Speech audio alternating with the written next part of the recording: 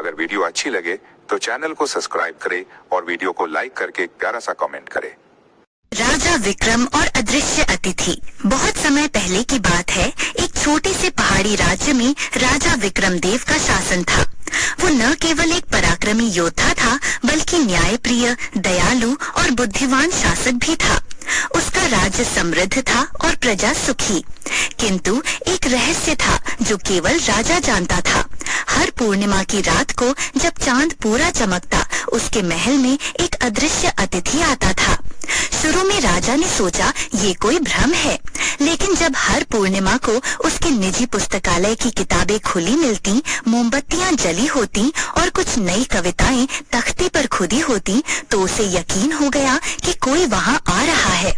उसने सैनिकों को तैनात किया, मगर वे कुछ न देख सके। फिर एक दिन राजा ने स्वयं छिपकर उस अदृश्य अतिथि का इंतजार किया।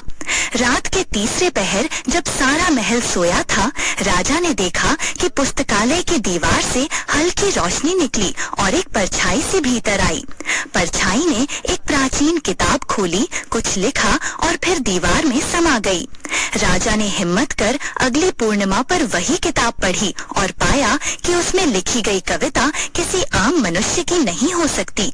उसमें एक गहरी वेदना, भविष्य की झलक और एक आत्मा की पुकार थी।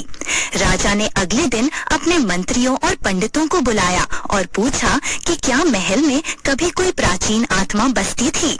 एक वृद्ध महात्मा ने बताया कि 100 साल पहले इसी जगह पर ऋषि अग्निवेश का आश्रम था, जो एक महान कवि और तपस्वी थे। कहा जाता है कि उनकी रचनाएं अधूरी रह गईं और वे अपने जीवन के अंतिम क्षणों में बोले थे, मैं पूर्ण चंद्रमा की शपथ लेता हूँ, जब तक मेरी कविताएं पूर्ण न हो, मेरी आत्मा यहाँ भटकेगी। अब राजा विक्रम ने एक योजना बनाई। अगली पूर्णिमा पर उसने पुस्तकालय में एक सफेद पृष्ठ और एक पंख रखा और एक पत्र लिखा, हे महात्मा, मैं आपकी अधूरी रचनाओं को पूर्ण करने का व्रत लेता हूँ, कृपया मुझे मार्ग दिखाएं। उस रात एक चमत्कार हुआ, पंख स्वयं चलने लगा और कविताएं लिखने लगा। हर पूर्णिमा को राजा स्वयं बैठता, कविताएं पढ़ता, उन्हें अपनी राजकीय पुस्तक में दर्ज करता। समय के साथ आत्मा की वेदना कम होने लगी और 1 वर्ष बाद अंतिम कविता पूरी हुई। उस रात महल की दीवार से रोशनी नहीं निकली, पर उस कमरे में एक सुगंध थी, एक शांति थी और राजा के मन में एक अपूर्व संतोष। अगले दिन उसने राज्य में कविता उत्सव मनाने की घोषणा की। हर पूर्णिमा को कवि, कलाकार और विचारक एकत्र होकर रचनाएं प्रस्तुत करते।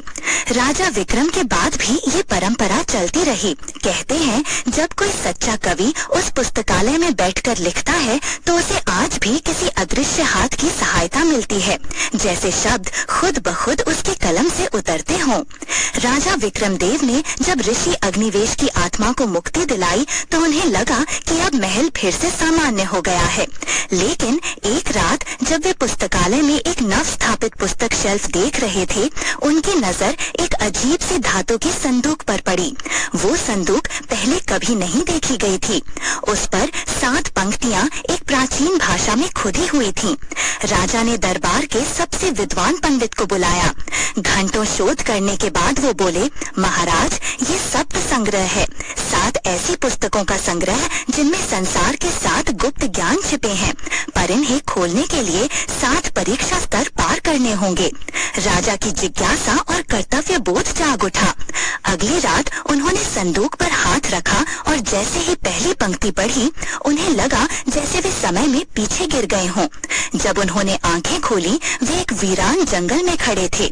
उनके सामने एक बुजुर्ग साधु थे जो बोले, ये पहली परीक्षा है, अहंकार का त्याग। जब तक तुम अपने राजा होने के अभिमान से मुक्त नहीं होगे, मार्ग नहीं खुलेगा। विक्रम देव ने सिर झुकाया और बोला, मैं यहाँ सीकर बनकर आया हूँ, शासक नहीं। ये कहते ही जंगल का दृश्य बदल गया और वे एक पहाड़ी पर पहुँच गए। वहाँ उन्हें एक पुस्तक मिली, सत्य की पुस्तक। दूसरी परीक्षा भय का सामना थी। इस बार उन्हें एक गुफा में भेजा गया, जहाँ अंधकार, सर्प और भ्रम था। लेकिन जब राजा ने डर के बजाय साहस और बुद्धि से काम लिया, उन्हें दूसरी पुस्तक मिली, धैर्य की पुस्तक। एक एक एक कर राजा विक्रम ने 5 और परीक्षाएं पास की। त्याग, करुणा, मौन, विवेक और अंत में आत्मसमर्पण। 7वीं परीक्षा सबसे कठिन थी। उन्हें अपने प्राण त्यागने के लिए कहा गया, ये कहते हुए कि अंतिम पुस्तक तभी खुलेगी जब वे अपना जीवन किसी और के लिए बलिदान करें। विक्रमदेव ने बिना हिचक कहा, यदि मेरे जीवन से किसी और को ज्ञान, शांति या उद्धार मिल सकता है तो मैं तैयार हूँ। तभी एक तेज प्रकाश फैला और 7 पुस्तकें खुल गईं। लेकिन उन्होंने देखा वो मृत्यु एक परीक्षा ही थी, आत्मा को पूर्णता की कसौटी पर परखने का माध्यम। 7 पुस्तकें अब उनके हाथ में थीं, पर उनमें लिखा ज्ञान केवल वही समझ सकता था जो इन परीक्षाओं से गुजरा हो। राजा ने उन पुस्तकों को सुरक्षित रखा और उनके सार से राज्य की नीतियां, शिक्षा और संस्कृति को नया रूप दिया। राज्य अब केवल एक राजनीतिक केंद्र नहीं, बल्कि एक ज्ञान धाम बन चुका था। दूर दूर से लोग राजा विक्रम के राज्य में आने लगे, न केवल न्याय पाने के लिए, बल्कि सत्य, करुणा और विवेक का सच्चा अर्थ जानने के लिए।